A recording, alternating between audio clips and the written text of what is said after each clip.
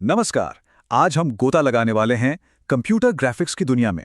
और पता है क्या, हम एक बहुत ही बुनियादी लेकिन बहुत ही जरूरी राज से पर्दा उठाने वाले हैं। मतलब हमारी स्क्रीन पर जो कुछ भी दिखता है, सब कुछ, वो आखिर बनता कैसे है। चलिए समझते हैं। हाँ, तो सवाल यही उठता है ना। हम वीडियो गेम्स देखते हैं, फिल्में देखते हैं, उनमें इतनी कॉम्प्लेक्स, इतनी सुंदर छवियां होती हैं।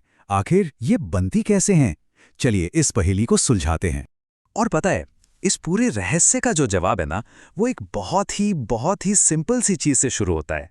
एक छोटा सा बिल्डिंग ब्लॉक। जी हाँ, पॉलीगॉन। यही है वो सीक्रेट इंग्रेडिएंट, वो जादुई टुकड़ा जिससे स्क्रीन पर दिखने वाली हर चीज बनती है। फर्क नहीं पड़ता कि वो कितनी कॉम्प्लेक्स क्यों ना हो, सब कुछ इसी से बनता है। तो ठीक है, अब जब नाम सामने आ ही गया है, तो चलिए पॉलीगॉन को जरा और करीब से जानते हैं, समझते हैं कि आखिर ये है क्या और ये इतना जरूरी क्यों है। देखिए, इसकी जो परिभाषा है वो बहुत ही सीधी सादी है। पॉलीगॉन, जिसे हम हिंदी में बहुभुज भी कहते हैं, वो कुछ नहीं, बस कई सीधी लाइनों को जोड़कर बनाया गया एक बंद आकार है। बस इतना ही है। अगर उदाहरणों की बात करें तो सोचिए, त्रिभुज मतलब ट्रायंगल, आयत यानी रेक्टेंगल, और पंचकोण या पेंटागन, ये सब पॉलीगन ही हैं। वैसे एक मजेदार बात यह है कि कंप्यूटर ग्राफिक्स में सबसे ज्यादा इस्तेमाल त्रिभुज का होता है। क्यों? क्योंकि ये सबसे सिंपल और सबसे स्टेबल 2D शेप है। और ये बात थोड़ी हैरान करती है ना, कि इतना सिंपल सा आइडिया और उसका असर कितना बड़ा है। कंप्यूटर ग्राफिक्स में लगभग हर कॉम्प्लेक्स चीज असल में इन्हीं छोटे छोटे टुकड़ों को जोड़ जोड़ कर बनाई जाती है। ओके, तो अब हम ये तो जान गए कि पॉलीगन क्या है, पर अगला सवाल क्या है? अगला सवाल ये है कि हम कंप्यूटर को ये बताते कैसे हैं कि उसे एक पॉलीगन बनाना है। इसके लिए हमें एक तरह के ब्लूप्रिंट की जरूरत पड़ती है। और इसी ब्लूप्रिंट को अगर हम टेक्निकल भाषा में कहें तो इसे कहते हैं पॉलीगॉन रिप्रेजेंटेशन। मतलब ये पॉलीगॉन के डेटा को स्टोर करने का एक तरीका है, जिससे कंप्यूटर उसे समझ सके और फिर उसे बना सके, ड्रॉ कर सके। तो इस ब्लूप्रिंट को बनाने के मेनली दो तरीके हैं, और दोनों ही तरीके अपनी अपनी जगह बहुत काम के हैं। तो पहला तरीका है वर्टेक्स लिस्ट। इसमें बस आकार के जितने भी कोने हैं उनकी एक लिस्ट होती है। और दूसरा तरीका है एज लिस्ट। ये लिस्ट ये बताती है कि कौन कौन से कोने आपस में जुड़े हुए हैं। एक तरीका बहुत सिंपल है, तो दूसरा वाला आकार के स्ट्रक्चर के बारे में हमें ज्यादा डिटेल देता है। चलिए पहले तरीके को थोड़ा और समझते हैं। वर्टेक्स लिस्ट, जैसा कि नाम से ही पता चल रहा है, ये तरीका सिर्फ आकार के कोनों यानी उसके वर्टिसेस के कोऑर्डिनेट्स को लिस्ट करने पर फोकस करता है। जैसे मान लीजिए एक रेक्टेंगल बनाना है, तो कंप्यूटर को क्या चाहिए? उसे बस उसके चारों कोनों के कोऑर्डिनेट्स पता होने चाहिए।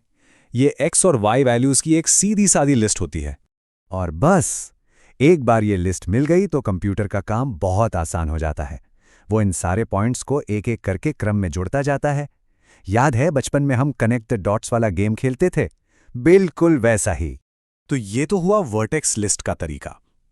लेकिन सोचिए, अगर हमें सिर्फ ये नहीं जानना कि कोने कहाँ हैं, बल्कि ये भी जानना हो कि कौन सा कोना किससे जुड़ा है, बस यहीं पर हमारा दूसरा तरीका यानी एज लिस्ट काम में आता है।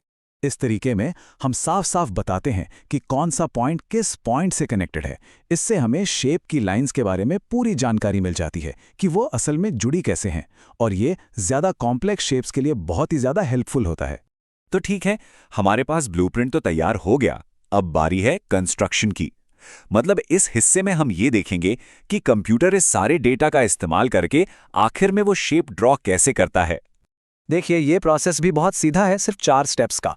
स्टेप 1, कंप्यूटर सारे कोनों के कोऑर्डिनेट्स लेता है। स्टेप 2, वो उन्हें क्रम में जमाता है, जैसे घड़ी की सुई की दिशा में। स्टेप 3, फिर वो हर एक पॉइंट को उसके अगले पॉइंट से एक लाइन से जोड़ देता है। और आखिरी स्टेप, स्टेप 4, वो सबसे आखिरी पॉइंट को वापस सबसे पहले पॉइंट से जोड़ देता है। और बस हमारा शेप तैयार। तो चलिए फटाफट से एक बार देख लेते हैं कि हमने आज क्या क्या जरूरी बातें सीखी। तो 3 मेन पॉइंट्स हैं जो हमें याद रखने हैं। पहला, पॉलीगॉन ग्राफिक्स के बेसिक बिल्डिंग ब्लॉक्स हैं जो सीधी लाइनों से बनते हैं। दूसरा, उन्हें कंप्यूटर में दिखाने के 2 तरीके हैं, वर्टेक्स लिस्ट यानी कोनों की लिस्ट, और एज लिस्ट यानी कनेक्शंस की लिस्ट। और तीसरा, एक सिंपल सा एल्गोरिदम इन पॉइंट्स को क्रम में जोड़कर फाइनल शेप बना देता है। और सच कहूं तो यही सबसे जरूरी बात है। कंप्यूटर ग्राफिक्स की जो इतनी बड़ी और कॉम्प्लेक्स दुनिया है ना, वो असल में सिर्फ सही क्रम में डॉट्स को जोड़ने के इस छोटे से सिंपल से काम पर टिकी हुई है। अच्छा, अब जाते जाते एक सवाल जो सोचने पर मजबूर कर देगा। अगर सब कुछ सीधी लाइनों वाले पॉलीगॉन से ही बनता है तो फिर कंप्यूटर घुमावदार यानी कर्व्ड शेप्स कैसे बना लेता है? स्क्रीन पर गोल चीजें कैसे दिखती हैं? खैर, इसका जवाब ये दिखाता है कि इस दुनिया में सीखने के लिए अभी बहुत कुछ बाकी है।